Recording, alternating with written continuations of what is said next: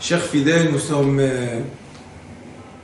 dans le livre Cantique des Cantiques, Shir HaShirim. Nous sommes dans le 4e chapitre. Et il est écrit ici comme ça. Libavtini achoti chala, libavtini be'achat me'enaich, be'achad anak tzavor anak. Qu'est-ce que ça veut dire? Libavtini achoti chala. Libavtini, ça veut dire en hébreu, tu m'as plu. Comment tu m'as plu? Deux façons. Une façon s'appelle achoti et une façon s'appelle kala. Une chose c'est achoti, ça veut dire ma sœur. Et la deuxième, kala, veut dire ma fiancée, ma femme que je marie maintenant. Parce qu'après la cérémonie du mariage, elle ne s'appelle plus kala. Maintenant, elle s'appelle sa femme. Donc la kala, c'est comme la fiancée. On voit ici que le roi Salomon a eu le sentiment que libavtini achoti kala, ça veut dire que tu dois me plaire de deux façons toujours.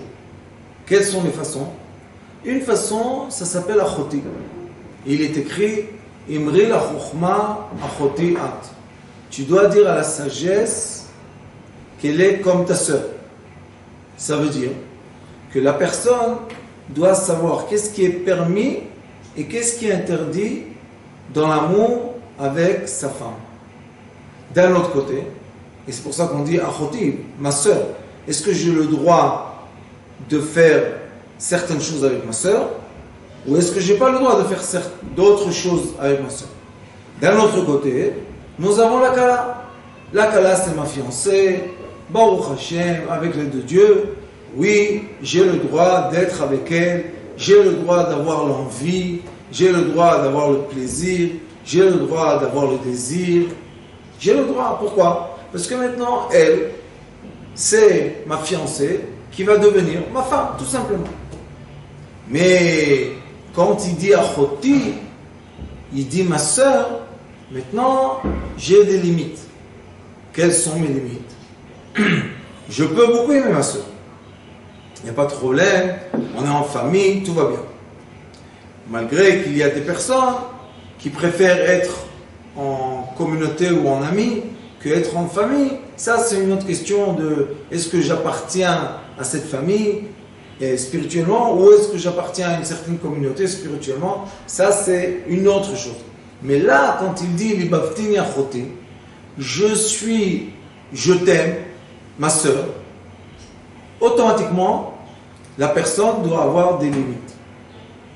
Dans la Torah, Baruch Hashem, nous avons des extraits entiers écrits dans la Torah, pas la Torah orale, la Torah écrite, que ces extraits-là nous permettent certaines choses et nous interdisent d'autres. Et tous les rapports intimes sont interdits avec nos sœurs. Interdits. Ni avec nos sœurs, ni avec nos filles, ni avec nos parents, ni avec nos grands-parents, ni avec nos oncles, ni avec nos petits-enfants. Il y a des interdictions. Maintenant, quand il me dit libavtini achoti kala, j'ai un problème.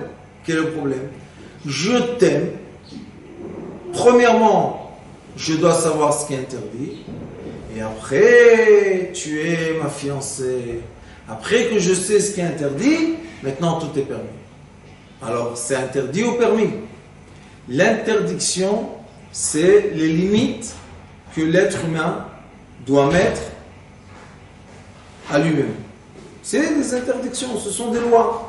Comme on ne va pas passer le feu rouge, parce qu'on sait que c'est dangereux, comme on ne va pas passer le trait rouge, le trait blanc dans les autoroutes parce que c'est dangereux, on a en face de nous une autre voiture, il y a des règles.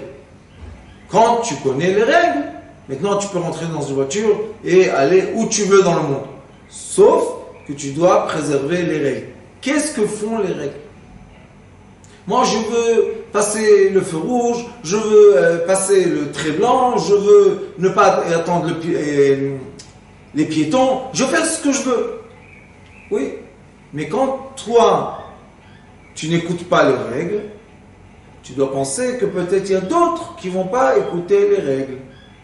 Une personne qui va de nord au sud et passe le feu rouge, et une autre qui va de l'est à ouest en plein feu vert, au milieu, dans le point rond ou dans l'injection,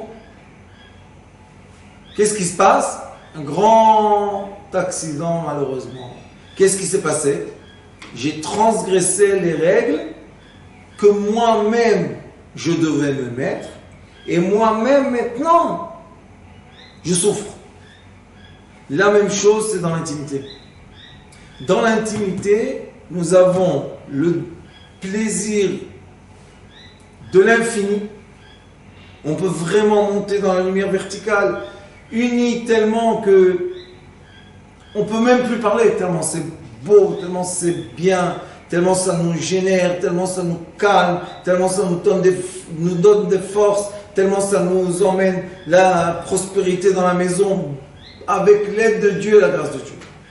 Mais j'ai aussi des interdictions. Et pourquoi j'ai des interdictions?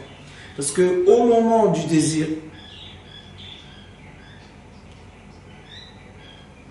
la force qui me pousse à faire ce que je fais, c'est pas une force d'intelligence ou de sagesse.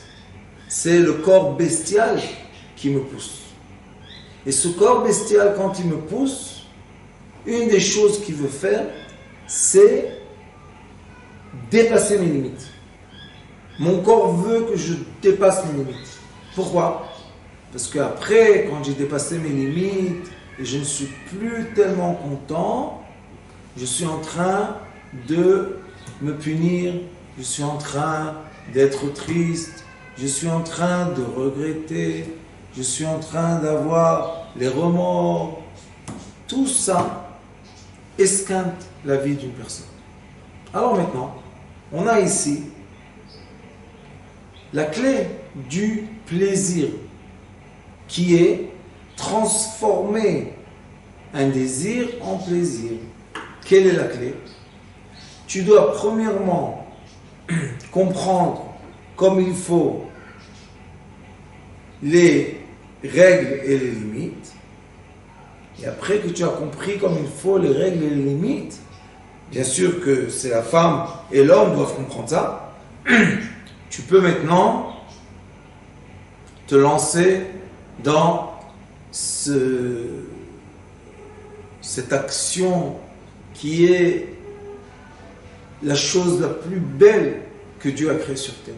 Il n'y a pas une chose de plus magnifique que l'intimité entre un homme et une femme.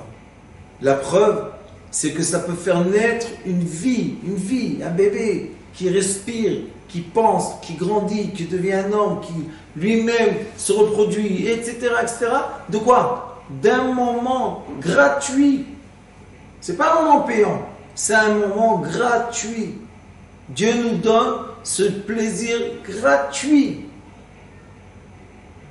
Beaucoup de fois, je demande la question, qu'est-ce qui est la chose la plus chère sur terre? Que le monde entier se bat. C'est quoi? Une vie. Et quelle est la chose la moins chère sur terre? D'avoir une vie. Donc, maintenant, si on est dans l'action de créer une nouvelle vie, pourquoi malheureusement on va transgresser des lois? Et les livres de Kabbalah disent que la pensée de l'être humain pendant l'action physique, et aussi de la femme et de l'homme, ça imprime dans l'âme de ce bébé qui va naître, ça lui imprime son caractère. Et qui veut voir ses enfants souffrir? Qui veut voir les descendants souffrir? Personne ne veut ça. Tu ne veux pas les voir souffrir, il n'y a pas de problème. Même quand tu n'es pas dans l'âge pour faire naître, le Ari Akadosh dit, même après que les enfants sont grands, tu dois faire l'action de l'union avec ta femme de la façon qui vous emmène les deux des lumières horizontales de désir à la lumière verticale du plaisir. C'est un travail, comme tous les travaux sur Terre. Rien ne peut se faire de façon spontanée et arriver à des bons résultats. Tout demande le savoir et l'entraînement. Prenez une personne qui court très bien, très vite, spontané, et vous mettez à côté d'elle quelqu'un qui est un champion olympique. Il n'y a aucune question que le champion olympique qui s'entraîne, qui fait tout exactement comme il faut pour gagner, va gagner. C'est vrai qu'on peut être spontané, c'est vrai. Et c'est vrai qu'on a des fois des désirs spontanés. Mais il faut les cadrer. Dans quoi? Dans les interdictions. Maintenant, comme je sais que, avec la grâce de Dieu, les cours d'intimité sont vus, d'après ce qu'il nous envoie à YouTube, analytiques, partout dans le monde. Donc je ne peux pas mettre les limites que nous, on a reçues dans la religion juive. Mais je suis sûr que l'être humain physique connaît ses limites. Donc, chacun de nous doit faire attention aux choses qu'il veut vraiment faire, qu'il a vraiment l'envie et le besoin et le désir de faire. Mais si le résultat, c'est faire du mal à ma femme ou faire du mal à l'homme, je ne le fais pas. Est-ce que ça me limite dans mon plaisir vertical? Pas du tout. Pourquoi? Parce que même s'embrasser sur la bouche peut emmener l'être humain à un amour et une affection immense. Même s'enlacer, juste s'enlacer. Et on peut s'enlacer. Et quand on est enlacé, on peut déjà imaginer qu'on est ensemble, qu'on est aimé, que quelqu'un pense à nous, qu'on est important. Combien de choses, combien d'énergie on peut recevoir, combien on peut capter d'énergie, même d'un câlin. Donc, si d'un câlin ou d'un bisou, on peut avoir tellement d'énergie, c'est sûr que quand on a, Baruch Hashem, la rencontre intime, on peut se générer de force et de lumière, d'abondance, sans fin. Et c'est pour ça que Dieu dit, seulement en faisant l'acte intime, vous allez emmener de la vie sur terre. Et là, nous avons une grande parenthèse. La parenthèse qu'on a est les enfants qui naissent sans l'action des parents. Les filles, VAF, chacun l'appelle comme il veut. Mais là, qu'est-ce qui se passe? On a dans un laboratoire deux mains qui prennent d'un côté le liquide masculin, d'un côté le liquide féminin, et percent, créent la rencontre entre eux, et on attend que ça commence à se multiplier, à battre, se multiplier. Beaucoup de fois ça ne marche pas, mais quand ça marche, après, on remet ça chez la femme. Mais pensez, pourquoi se précipiter pour ça? Pourquoi pas attendre le moment que nous, on met dans cette nouvelle vie qui vient sur terre, mettre de l'amour, mettre de l'attention, mettre des forces d'attraction. Parce que ce qu'on a mis au moment que l'enfant a été créé, c'est des choses qui vont l'accompagner toute sa vie. Et sachez que les enfants indigos et les enfants qui ne sont pas indigos, les cartésiens, c'est pas pour rien qu'un enfant est venu sur le monde indigo et un enfant est venu sur le monde cartésien. C'est pas pour rien, c'est pas un hasard, c'est un choisi. Et il y a dans chaque enfant l'avantage et le désavantage. Quelles sont les forces d'avantage? Plus les parents ont eu pendant cette action un plaisir, une chaleur humaine et l'imagination sans limite, l'attraction, l'enfant viendra d'un monde plus élevé. De là-bas viennent les indigos. Et les enfants cartésiens viennent des rapports intimes très carrés, très froids, très limités. Pourquoi? Parce que on a eu une éducation que quand je ne suis pas en couple, j'ai le droit de faire ce que je veux.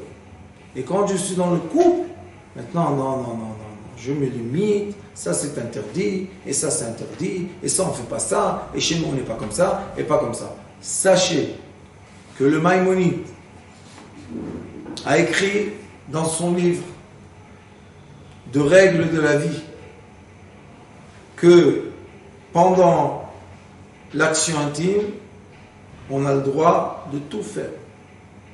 Sauf qu'il a mis Tnaï. Tnaï, c'est une condition. Quelle est la condition? Que ce qu'on fait plaisir à la femme. Ou bilvad sheyeratse. Si ça lui fait plaisir, oui, c'est permis. Si elle ne veut pas, ça ne lui fait pas plaisir, elle le fait contre cœur, juste pour te faire plaisir à toi, tu n'es pas en face de la cible qu'il faut.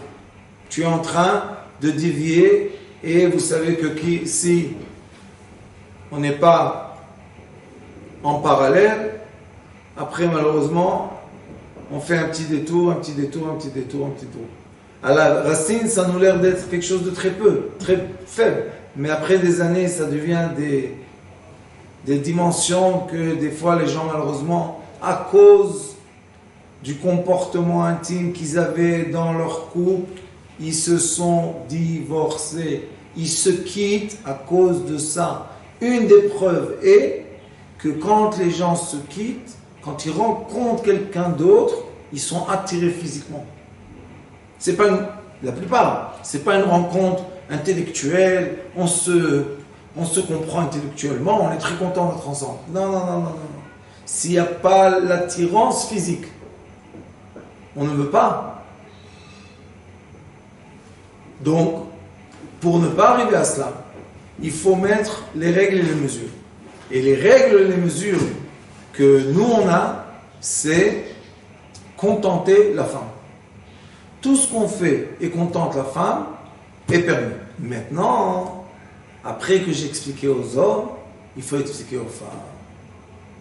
Les femmes doivent savoir que la frustration la plus désagréable d'un homme est qu'il ne sait pas, il n'a aucune idée qu'est-ce qui fait plaisir à sa femme. Aucune idée.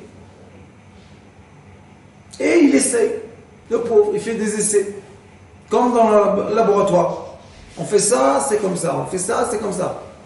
Mais l'intimité n'est pas un laboratoire d'essai. L'intimité, c'est le moment de création de vie. C'est le moment dans lequel on crée toute l'abondance de l'homme et de la femme. C'est le moment qu'on crée toute la nourriture qu'on va manger, tous les habits qu'on va s'habiller, tout ce qu'on va utiliser. Alors comment je peux faire des essais?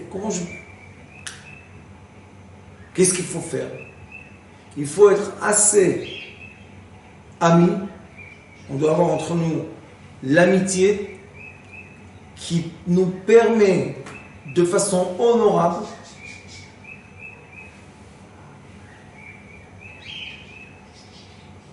que la femme accompagne l'homme dans ses désirs intimes. Ça, c'est le summum du plaisir de l'homme. Le Zohar Kadosh dit, la Kabbalah dit, de quoi l'homme profite dans cette action? D'une chose, qu'il sait qu'il a fait plaisir à sa femme. Quand il sait qu'elle est contente, lui, il n'a besoin de rien. Mais aujourd'hui, malheureusement, on a changé les rôles. La femme doit contenter l'homme. Mais l'homme, il n'a rien. N'empêche qu'on dit que toute l'imagination bestiale est chez l'homme. Non, non, non, non. Le Talmud nous enseigne que plus que l'homme veut la femme veut l'homme. Donc, comme on est marié, et comme on est achoti kala, d'un côté tu es ma sœur, tu dois me limiter. D'un autre côté, tu es ma fiancée, tu dois me permettre de te faire plaisir. C'est une règle, ces deux mots-là, achoti kala, ce sont comme des clés. Et qu'est-ce qu'il est écrit? Pas on écrit cœur, lèvres. Il est écrit ici libavtini. Tu m'as permis l'accès de l'amour et du plaisir avec mes deux parties du cœur, qui sont le côté gauche bestial et le côté droite ange. Nous avons comme un démon et un ange. Les deux sont dans le cœur. Les deux donnent des conseils. Mais dès que tu m'as permis l'accès avec les règles, là, ni l'ange, ni le démon font partie de cette action, mais l'âme. Parce que l'être humain est entouré et influencé par des forces. Mais lui-même, qui est l'être humain? L'être humain n'est ni le mauvais penchant, ni le bon penchant. L'être humain est celui qui est influencé de ces deux forces. Alors ici, il continue, il dit Libavtini be'achat mi'inaych. Tu m'as déclenché l'amour vers toi, be'achat mi'inaych, avec un de tes yeux. C'est quoi un de tes yeux? C'est clignoter. C'est quoi clignoter? C'est quand la femme, elle donne à l'homme le signe. Je veux. C'est tout. Et sachez que j'ai sauvé des dizaines, peut-être des centaines de couples quand j'ai expliqué à la femme que si elle n'aime pas que l'homme tout le temps, il la cherche, il la touche, il la fait, elle doit avoir avec lui un accord. Quand je te clignote de l'œil, tu comprends que tu dois venir dans la chambre. Mais quand je ne t'ai pas clignoté de l'œil, ne viens pas, ne m'embête pas. Pourquoi? Parce que je ne serai pas agréable. Parce que je ne pourrai pas te donner mon amour. Parce que je ne pourrai pas me lâcher prise et me connecter aux lumières supérieures. Je ne pourrai pas te prendre dans le monde vertical qu'on a ensemble. Je ne pourrai pas. Pourquoi je ne pourrai pas? Parce que maintenant, je ne veux pas. Et on a le droit de ne pas vouloir. C'est pour ça que le Maïmoni, quand il dit tout est permis, il met la condition. Ou bilvad sheiratse. Il est obligé de la contenter. Et malheureusement, j'ai entendu plusieurs fois de tous les sages du monde qui disent que la femme doit contenter l'homme. La femme est l'esclave intime de l'homme. Non et non. La preuve est que l'homme n'arrive jamais à se rassasier. Il veut toujours encore, et une autre, et encore, et encore, et encore, et de toutes les couleurs. Pourquoi il n'est pas rassasié? Parce qu'ils ont inversé les rôles. Si on donne à manger à quelqu'un par sa nuque, on lui met dans la nuque tous les repas du monde, mais on ne le laisse pas tourner. Et comment il va être rassasié? Il a faim tout le temps. Tournez-le vers le manger, il va manger. C'est la même chose ici. Tournez la face de la femme et de l'homme, qu'ils soient un en face de l'autre, et non pas un à côté, et non pas un derrière. Et quand ils sont face à face, ils peuvent se faire l'union qu'on appelle aussi dans le Tao, l'union entière, ou l'union parfaite qui est l'union en bas et l'union par la bouche. Quand on est uni en bas et uni par la bouche, l'énergie circule de l'un à l'autre. Il y a une circulation de l'énergie de l'un à l'autre qui s'appelle la vie, qui s'appelle l'union, qui s'appelle l'amour. Cette circulation est la vitalité de l'être humain la plus précieuse qui existe sur terre. Et c'est pour ça qu'il lui dit c'est quoi anak? Quand il mettait ici les perles ou les bijoux. Alors il dit, ou tu vas me faire un signe avec tes yeux, ou fais-moi un signe avec un bijou. Il y a des femmes qui n'arrivent pas tellement, ils ont honte, ils ont une honte naturelle, ils n'arrivent pas tellement à faire un clin d'œil, ils n'arrivent pas, Baruch Hashem, avec la grâce de Dieu. Alors qu'est-ce qu'elle doit faire? Il dit, l'homme, mets sur toi un collier ou bien un bijou, et je sais que quand ce bijou-là il est sur toi, tu veux avoir avec moi l'intimité qui se transforme du désir au plaisir. Parce que quand on a le signe, on a le temps, on a la réflexion, on a la préparation, on va se doucher, on se nettoie, on se parfume, on parfume la chambre, il y en a qui mettent un peu de musique, on ferme la lumière, la femme elle peut tout doucement calmer tout le bruit qu'elle a dans la tête, la machine à laver, les enfants, le travail, le ça, le ci.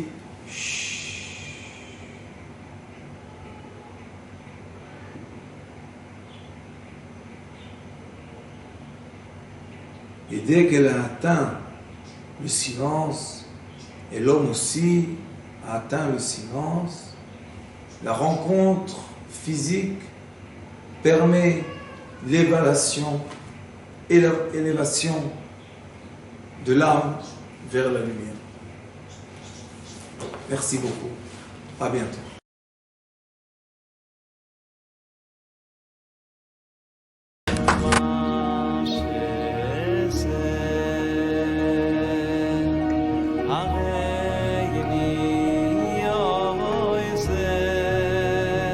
הוא היה אומר לי, בבית שלי יש מלאכים, לא רוצה לצאת מהבית.